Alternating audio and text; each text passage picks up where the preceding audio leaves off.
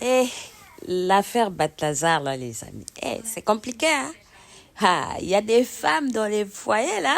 Mon Dieu, je ne parle pas. Mais il y en a beaucoup qui tremblent au fond d'elles. Elles tremblent au fond d'elles après tout ce qu'elles ont fait, là. En plus, il y en a même qui ont décidé d'arrêter de vivre. Mieux vaut prévenir que de guérir, hein? Impliquant un proche à la famille présidentielle, auteur de près de 400 vidéos à caractère pornographique avec des femmes mariées dont les époux seraient également des hommes d'État. Après plusieurs vérifications d'informations diffusées sur les réseaux sociaux, notre rédaction ce soir s'interroge sur le caractère sacré de certaines valeurs morales. Tankulrik Mungengi nous en parle. Voici le visage devenu le plus célèbre de la Guinée équatoriale. Balthazar Eban Ngonga, le directeur général de l'Agence nationale d'investigation financière. Un poste de haute responsabilité qui faisait du fils de l'actuel président de la commission de la communauté économique monétaire de l'Afrique centrale, Balthazar Ngonga, lui-même neveu du président équato-guinéen Théodoro Obiang Nguema Zogo, une figure influente du paysage sociopolitique du pays. Seulement, en lieu et place d'investigation financière, Balthazar avait pris pour passe-temps favori de farfouiller sous les jupes des femmes que de fouiner dans les dossiers de l'administration des finances.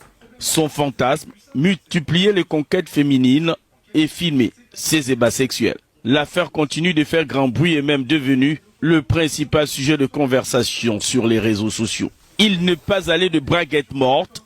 Pas moins de 400 femmes, tout profil confondu, sont passées à la casserole sous sa couette, en grande partie dans son bureau qui lui servait de chambre de passe.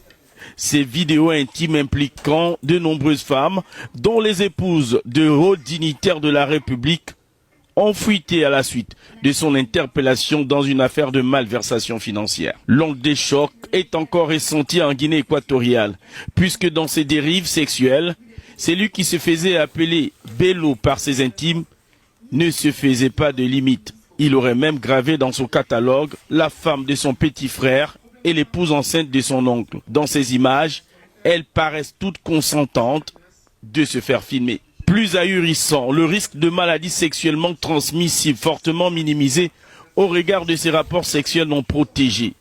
Les autorités qui se sont saisies de l'affaire tentent désormais de prouver la bonne santé du chaud lapin qui pourrait être sanctionné par la justice pour propagation volontaire de maladies. Selon des sources concordantes, plusieurs de ces femmes qui n'imaginaient pas que ces vidéos seraient mises sur la scène publique ont vu leur vie basculer du jour au lendemain. Divorce en cascade, certaines auraient même écouté leur jour. Cette affaire fait trembler la République et écorne l'image de son administration, où pourtant la loi interdit des rapports sexuels en milieu professionnel. De quels moyens de dissuasion dispose Balthazar qui a su convaincre ces femmes qui seraient en majorité de la haute classe de se faire filmer? Car s'il s'agissait seulement des filles matériellement et financièrement démunies, chacun aurait eu une explication vite et toute trouvée. Mais quand il s'agit des femmes de la haute société, théoriquement à l'abri du besoin, la question fait tourner les méninges et plonge dans un océan de suppositions. L'affaire Balthazar remet également au goût du jour l'épineuse question de l'atteinte à la vie privée.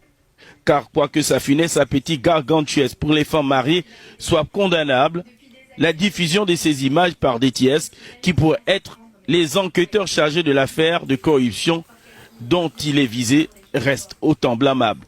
Tout compte fait, seul enseignement à retenir, derrière certaines femmes se cachent des monstres froids.